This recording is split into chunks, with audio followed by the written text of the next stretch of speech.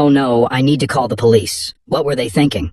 I got attacked by a woman around 35 years old, wearing a hat and dark glasses. Can you guess her age? That's the best description I could manage. I'm having a hard time understanding this. Let me start from the beginning. Maybe it will make more sense. I'm hoping that by writing everything down, I can figure something out. The shock of being attacked without reason in public is so different from anything I've experienced before. I just can't wrap my head around it. Just a few hours ago, life was great. I had a wonderful life, a beautiful home, money in the bank, and a husband who adored me. But that's not why I was so happy leaving the office on Monday. It was for a more private reason. My husband was away on business, and I had plans with my lover, John, when I got home. John is a recent addition to my life, and he's taken me to new places in bed. That's why I was walking to my car with a smile on my face. As I approached, I felt a hand on my shoulder. Hoping it was John, I turned around, only to be met with a fist to my face from an angry woman. I barely had time to see her face before falling to the ground, letting her kick me in the back without a word. Eventually she left, and fearing she might return, I called for help. The ambulance took me to the hospital. I arrived before the night rush, so I passed out a bit and was quickly attended to. Besides a split lip and some bruises, I was okay. They warned me about delayed concussion symptoms and told me to ice the bruises before sending me home. The police questioned me, but with a vague description of a slender blonde woman in a hat and dark glasses. Catching her seemed unlikely. I couldn't even tell if she was a natural blonde or give a reason for the attack. I asked the police for a ride back to my car, but they said it was against the rules. I tried to put on a smile, but my lip hurt too much. Attempting to call John for a ride failed, so I had to call a taxi. My new plan for the evening was painkillers, maybe vodka, ice for the bruises, and a long bath until it was time to call my husband. He always knew how to help me make sense of things and make me laugh when I was sad. I wouldn't be surprised if he dropped everything and drove 4 hours home after hearing what happened. I guess I was always his priority. I had only been home for about half an hour. The bathtub was full, and the ice was cooling my martini when there was a knock on the door. Thinking it was the Chinese takeout I ordered, I opened the door. The next thing I knew, I had vague memories, and as I tried to sit up, my head hurt terribly. Something had dried on my face. Scratching a bit, I found blood under my fingernail. Panic set in as I felt my entire face gently. Thankfully, my nose wasn't broken, but my cheek was, and I had a black eye. Turning my head slowly, I saw dried. Blood spatters on the floor. Continuing my inspection, I found a lump on the back of my head and a bruise, likely from hitting the floor. Despite the pain, I straightened up. Hallucinations and flashes of images played in my mind. I distinctly saw a stocky woman with long black hair and almost bushy eyebrows, her face hidden by a scarf. That's all I saw, except for a wooden handle or bat flying toward my eyes. I woke up embarrassed, still on the couch. The clock showed 5 a.m., and I had a terrible headache. Every movement felt like a bowling ball hitting the walls inside my skull. As I staggered into the kitchen, I felt pain in my groin. The attacker must have kicked me there. I swallowed 2 painkillers and staggered to the bathroom. The mirror revealed an unpleasant sight. Whatever they slammed me with, my nose was okay, but my cheek was broken, and I had a black eye. Who are these people? This woman, and the one from this afternoon, what's going on? I didn't think I had any enemies, even though I'm a real estate agent. I wondered if I should call more than one ambulance, but decided against it. Yesterday afternoon, the doctor advised me to watch for delayed concussion for 8 hours. It's been longer since I got drubbed the second time. I also thought about calling the police, but chose not to. Our front door wasn't visible from the hotel grounds, and I had less information to provide than last time. One woman accidentally attacking me is one thing, but 2 is just weird. Despite the late hour, I decided to call Dave. He would know what to do. Oh no, Dave.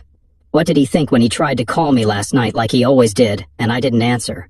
He would try calling my cell phone and home phone and then ask where I was. I hope this didn't make him think I was sneaking out of the house when he wasn't here. I've always been incredibly careful in my dealings. Wouldn't it be ironic if a false tip gave me away? Taking my mobile phone, I checked how many missed calls there were from my husband. Strange, but there were none. I picked up my home phone and dialed the number to get a list of my latest actions. The last unanswered call was made 3 days ago. I couldn't remember the last time Dave didn't talk to me when he was gone. In fact, it was part of my safety net that I would routinely call him on his hotel phone, citing the supposed dangers of using a cell phone too much before going to meet my lover at a motel, or on very rare occasions inviting him out here. This reminded me that I had called John on my cell phone the previous afternoon, and had not yet deleted the record. I wasn't stupid enough to store his number in my phone. Without a trace, there was no evidence. There were several photos on it that should never have seen the light of day, but my phone was the only place they were kept, and they were hidden there. I also made sure it wasn't locked with a regular password or one of those boilerplate items, just my fingerprint. And a huge, strong password. Dave thinks it's a work requirement not to share my password.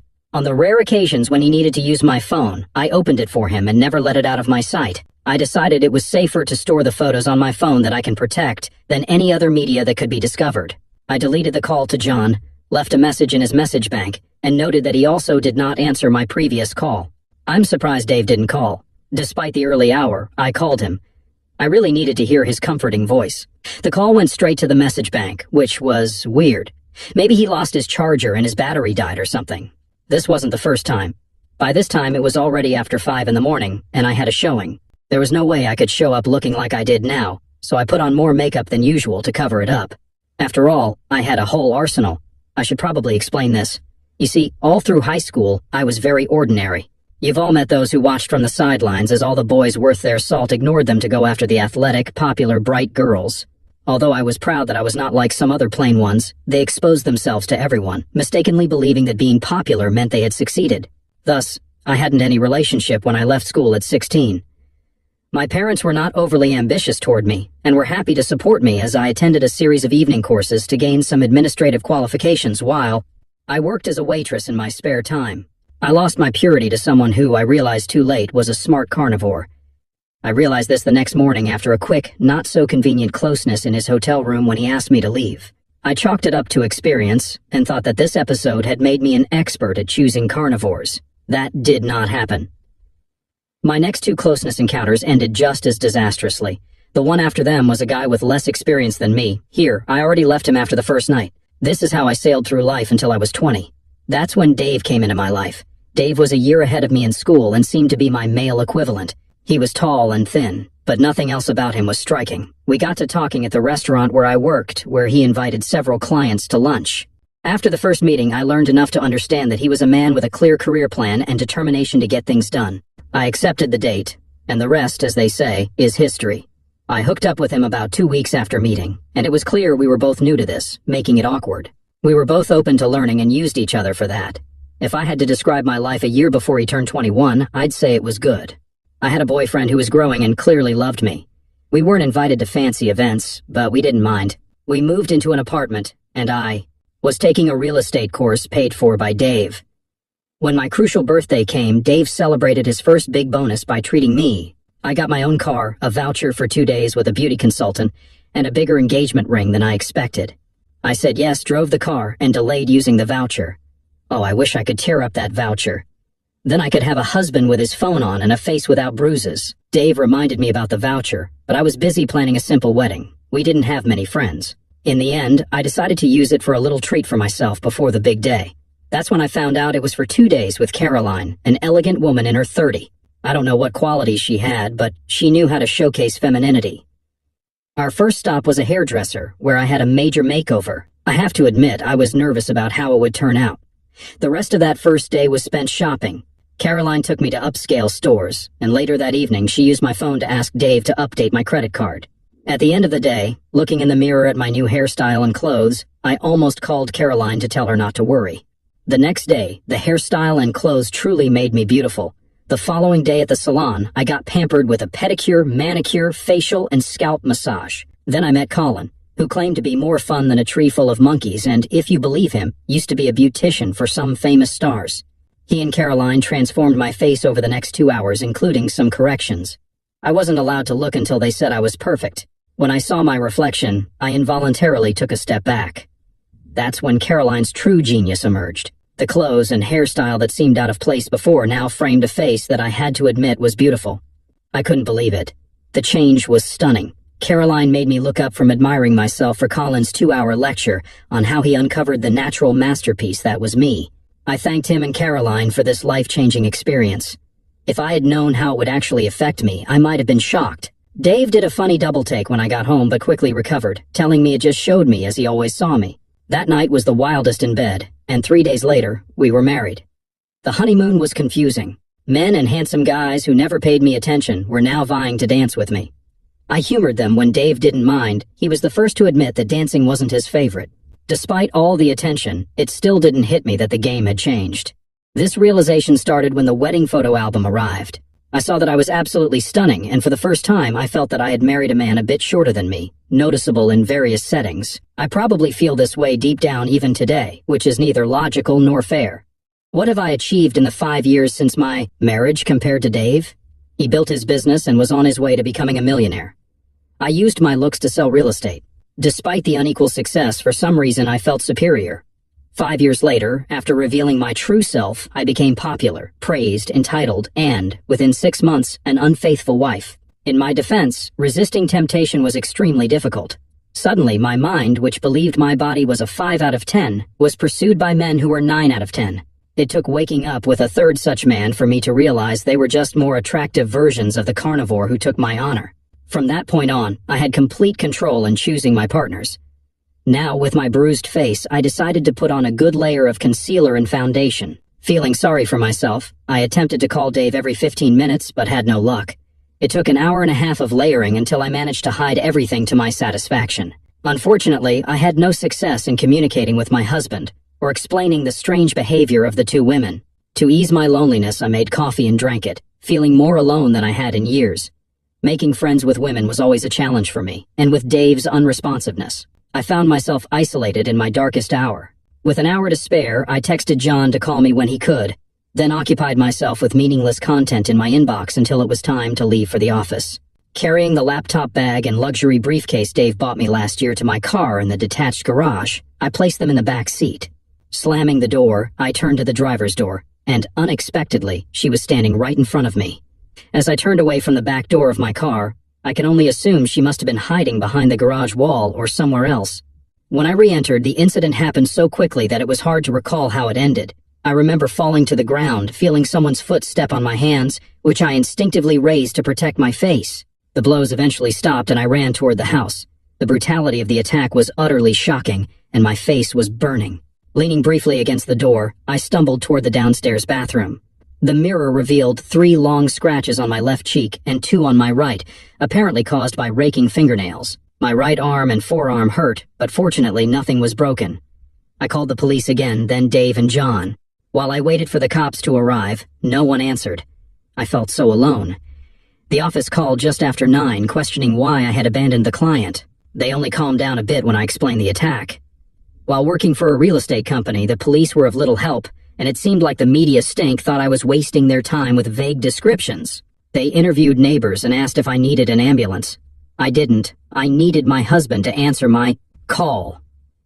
In complete confusion, I closed the door behind the cops, walked into the living room, and yelled at the photo on the mantel where Dave and I were standing. "Next time you'll take your phone charger, Dave, even if I have to pack it for you myself." An attack by one random woman wasn't unusual. 2 was statistically unlikely, but 3 was almost impossible. So, it was time for me to carefully consider the possible reasons why I had so many enemies. Unfortunately, I couldn't think of anything. This time, makeup couldn't conceal the scratches. To worsen matters, I had to remove the earlier applied creams with a makeup remover pad to apply a little disinfectant to my new scratches. It's unknown what kind of microbes this psychopath had under her nails. The scratches burned intensely, and the disinfectant felt like I'd poured gasoline on my skin. The task was made even more difficult by the fact that my right arm was starting to feel raw and bruised. By the end, my face was red and blotchy, and the last attacker must have been wearing heels or something, as bruises appeared on my arms and forearms in distinct forms. I called Dave again, eager to hear his voice, but the call went to voicemail once more. Frustrated, I considered sending him an email, hoping he'd hurry home when he read it. The issue was my laptop in the car. Walking down the stairs awkwardly like a 90-year-old, I couldn't ignore the noticeable bruises on my lower back, legs, and groin. Trying to turn the bolt on the front door, fear held me back. I scolded myself for cowardice. Remembering real estate seminars, I gave myself a pep talk. The motivation behind the beatings was a mystery, but after the 3 women took out their anger on me, it seemed like a case of mistaken identity, or so I thought. Now, thinking logically, I considered viewing the garage from the back door to surprise and ambush someone. Walking from room to room, checking windows and the route to the garage, I realized there were blind spots. The secluded backyard left me vulnerable without witnesses. My phone rang. "Dave, finally!" I rushed toward it, ignoring the protest of my bruised and battered limbs. I was disappointed. It wasn't Dave. It was my office, arranging a meeting with a client at a hotel in minutes. Excuses about being injured fell on deaf ears. They were working lean, and if I couldn't handle it, they made it clear they could find a replacement. The challenge remained, getting to my car safely. A light bulb went on, I'd call a taxi. I did just that, giving very specific instructions about parking in the middle of the driveway, where I could see everything from the house. After all, there could be someone hiding behind the garage or behind the hedge on the property line. But of course, with the taxi driver as a witness, I would be safe. While waiting for the taxi, I did everything I could for my face. 10 minutes later, the taxi horn prompted me to make one last visual check outside and then an awkward dash to the safety of the taxi. I didn't really relax until we were a block away from home. The driver was a woman, which worried me, but after she asked where I was going, she lost interest in me. 15 minutes later, nearing our destination, I realized that I had made a terrible mistake. My house keys were in my briefcase in the back seat of my car parked in the garage. Ordering the taxi back would make me at least 25 minutes late for the meeting, and the client might well be very indignant at being set up a second time and demand my head from the agency. I decided to somehow get through the scheduled meeting. I could show the client the exterior and report some bureaucratic mistakes with the keys. I'd almost certainly miss the sale, but hopefully I wouldn't get fired. I called Dave again before reaching home. Waiting half an hour for the client, who arrived by taxi, I saw that she was a tall, dark-haired woman, around 30, quite pretty, except for the eyes hidden behind dark glasses. Carrying a trendy, huge bag, she looked at a paper, then walked toward me. She seemed to shrug while following my excuse for the key fiasco, but looked irritated when I explained that the best thing I could suggest was to walk. Outside, looking in the windows. Luckily, I knew everything about the property by heart, so I didn't have to refer to any notes, also left in the briefcase. I knew in my heart that if this house didn't sell quickly, the owners might lower the price enough for Dave and me to buy it. It was a beautiful green area populated by young urban professionals. Dave and I would fit in perfectly here. We walked out into the backyard, where I pointed out a spacious art studio located separate from the main house. After I finished listing its features, I walked over to the master bedroom window and peered through the gap in the curtains to see how good the view was. I heard an inappropriate sound behind me. Looking back, I would describe it as a clicking sound. I turned and noticed the client holding a telescopic baton, one of those self-defense tools often advertised in women's magazines. Her cute expression turned into one of distorted hatred. I believe she hissed a bad word before swinging the baton forcefully at my head. The blow hit my hastily raised forearms, causing excruciating pain, and I actually heard a bone crack. I think the woman in her furious state heard it too. Her anger seemed to fade as she stood there watching me scream, lowering my hand as the pain overwhelmed me. However, some residual anger remained, and she struck the side of my head. I absorbed most of the blow with my undamaged hand, but it still knocked me to the ground. When I came to, the wild woman was gone, leaving me completely alone. Even though she disappeared, something fell from her purse when she pulled out the baton, a piece of paper that I saw her stuff into her bag. When I examined it, I found a photograph about a size lying face up on the ground. It was a familiar image, one of my favorites. I was perplexed about how this crazy woman got a copy. It was a selfie I took about 3 months ago, capturing an intimate moment with John. My phone was in my outstretched hand when I took the photo. Despite everything, I had the strength at that moment to press the button.